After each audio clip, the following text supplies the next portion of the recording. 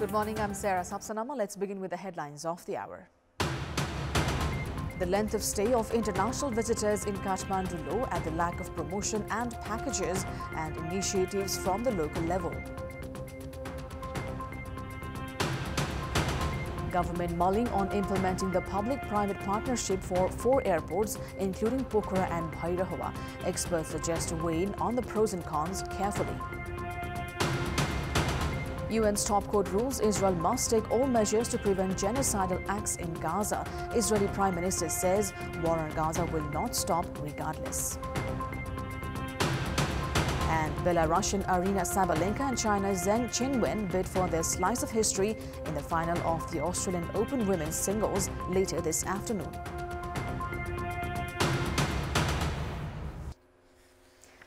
Kathmandu, the capital of Nepal, is well known among international visitors as it is home to some of the spots listed in the World Heritage Sites. World travel website TripAdvisor has also listed Kathmandu on the list of top destinations around the world. However, length of visitors' stay in Kathmandu has been low for many reasons. Majority of those who arrive at the Tribhuvan International Airport head to their destinations immediately. That includes Pokhara, that is often dubbed the tourism capital of the country. The other locations are Sauraha, Annapurna Circuit, Lukla, Langtang, Manaslu and Janakpur, among others. Despite being the capital, visitors generally seem uninterested in staying in the city. Experts on the industry pinpoint that there is a gap in visitors' packages, which focuses a lot on heritage sites within the valley and less on culture and people. The visits to places in the outskirts like Chandragiri, Nagarkot and Dhulikil has also been limited to a few hours. Likewise, experts say concerned authorities have failed to prioritize development of hiking and trekking routes, while government units claim necessary efforts are underway. Before the COVID pandemic, the average visitor's length of stay was around 16 days, which at present is around 12. Experts have suggested for organizing heritage walks, cultural program and experiencing ethnic foods within the valley to diversify the packages. The Kathmandu metropolis this year has planned a few projects, including 2 pride projects for tourism promotion, and has planned for coordination with local levels to lengthen visitors' stay. However, that has yet to be implemented. Last year, in 2023, 1,014,882 international visitors had come to Nepal. The government has aimed at raising the number of visitors by 2 times. However, there is a call for rapid promotions, identification of new destinations, and attractive packages to lengthen the visitors' stay.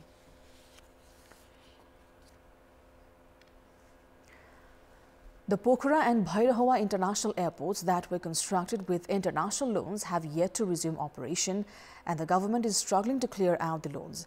Now the government is preparing to implement the public-private partnership for 4 airports, including Pokhara and Bhairahava. The government says it has taken inspiration from international airports elsewhere in the world that run in the same model, but the question is if it will work in the case of Nepal. If we are to look at neighboring nation India, more than 14 of its airports, including the ones in Delhi, Mumbai and Ahmedabad, are operating under the PPP model. Likewise, Singapore's Changi and Indonesia's Bali airports also run in the same model. The government, drawing from these cases, is mulling over applying for the same for 4 airports in the country. The Bhairahava airport was built at an investment of 35 billion rupees to give an alternative to travellers for Tribhuvan International Airport.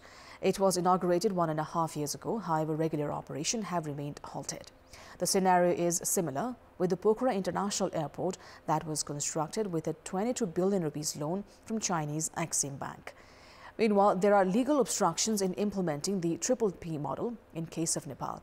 Based on the Civil Aviation Authority Act, the authority has been assigned the responsibility of operating and management of airports. The authority has proposed to the government for an amendment of the existing laws before discussing the modality.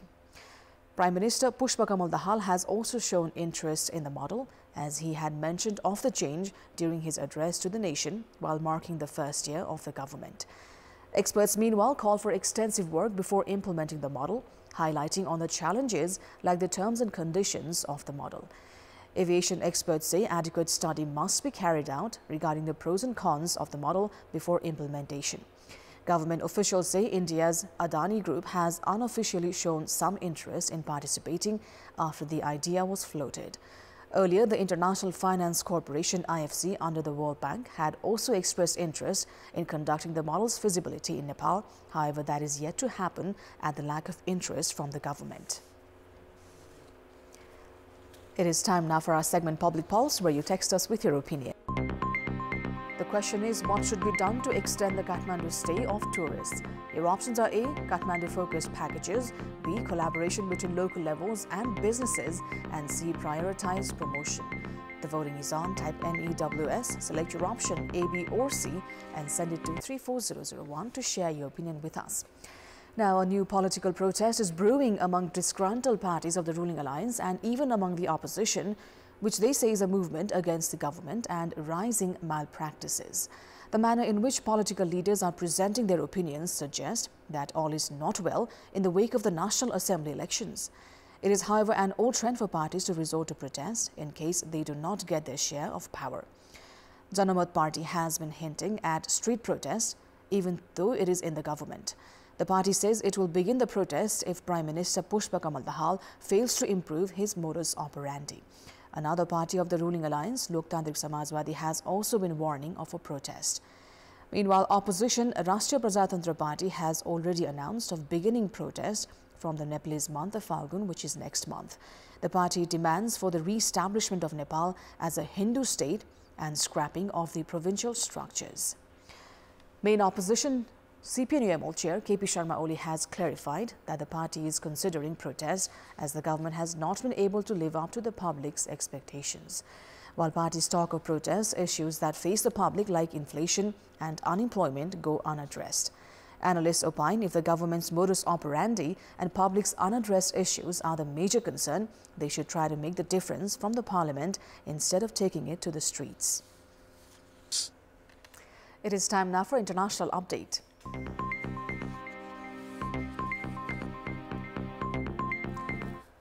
The World Court has ordered Israel to take action to prevent acts of genocide as it wages war against Hamas militants in the Gaza Strip, but it stopped short of calling for an immediate ceasefire.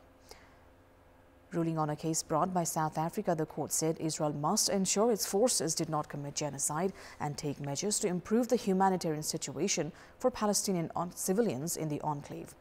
In the ruling, 15 of the 17 judges on the International Court of Justice panel voted for emergency measures, which covered most of what South Africa asks for, with the notable exception of ordering a halt to Israeli military action in Gaza. The court said it was gravely concerned about the fate of the hostages in Gaza and called on Hamas and other armed groups to immediately release them without conditions. Israel must report back to it on what steps it was taking in a month's time, the court said. But while ICJ's decisions are final and without appeal, the court has no way to enforce them. The court did not rule at this stage on the core of the case brought by South Africa, whether genocide has occurred in Gaza, but it recognized the right of Palestinians in Gaza to be protected from acts of genocide. In response to the ICJ ruling, Israeli Prime Minister Benjamin Netanyahu has said Israel will not be deterred by the International Court of Justice from pursuing its Gaza war until total victory. In his own words, Netanyahu said, "No one will stop us, not The Hague, not the axis of evil, no one." He also added that a decision had yet to be made about a potential military takeover of the Philadelphia corridor along the Gaza Strip's border with Egypt. When asked about Israel's defense budget, he said Israel plans a huge addition to its defense budget as part of a build-up designed to cover its needs for years to come, and he added that one goal was an independent military manufacturing sector. Assistant Minister for the State of Palestine, Amr Hijazi, has said that Palestinians welcomed the ruling by the World Court, adding it was a good day for humanity. Speaking on the steps outside the World Court, Hijazi thanked South Africa for its support and said the ruling should be a wake-up call for Israel and its enablers.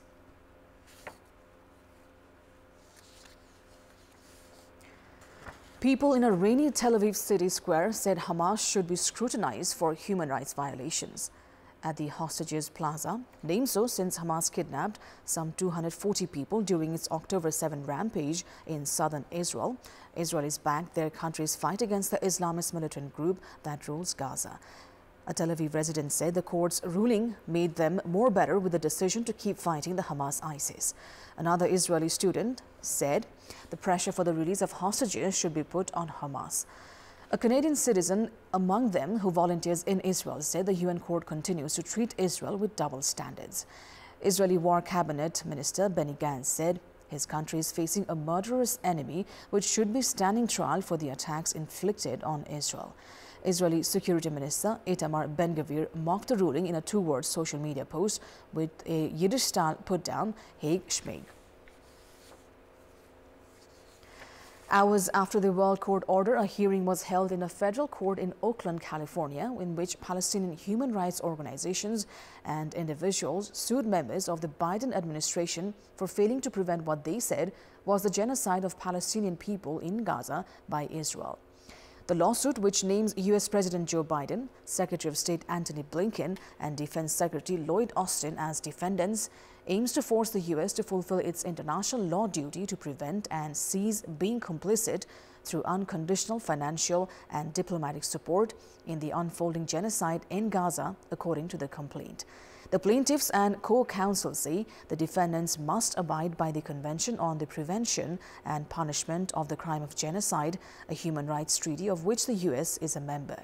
The Justice Department has argued in filings that the court was weighing into areas that are constitutionally committed to the political branches' U.S. foreign policy decisions about the conflict in Gaza. The department also said that an injunction would intrude into areas committed to the political branches of the government and violate constitutional separation of powers.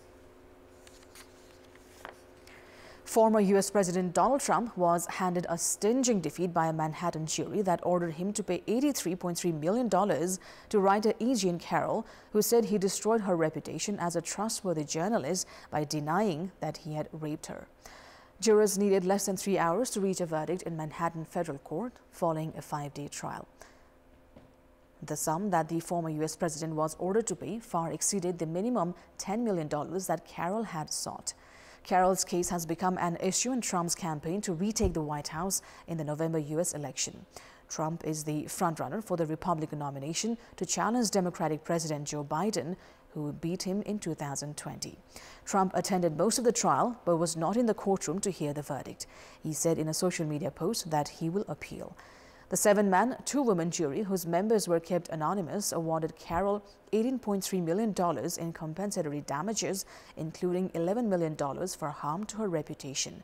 The jurors also awarded $65 million in punitive damages, which Carroll said were needed to stop Trump from continuing to defame her. The White House has called reports of a man's execution with nitrogen gas in Alabama deeply troubling after the state pioneered the new method to successfully kill Kenneth Smith, a prisoner condemned of a 1988 murder. Alabama has also offered assistance to other U.S. states seeking to carry out executions using asphyxiation by nitrogen gas a few hours after pioneering the new method to successfully kill Kenneth Smith. The state also promised more to come in Alabama as Attorney General Steve Marshall said that 43 other people on death row had chosen asphyxiation over lethal injections since lawmakers approved the method in 2018. Alabama called the new method humane, while human rights groups condemned it as cruel and torturous. That is all for the moment. Thank you for watching. Bye for now.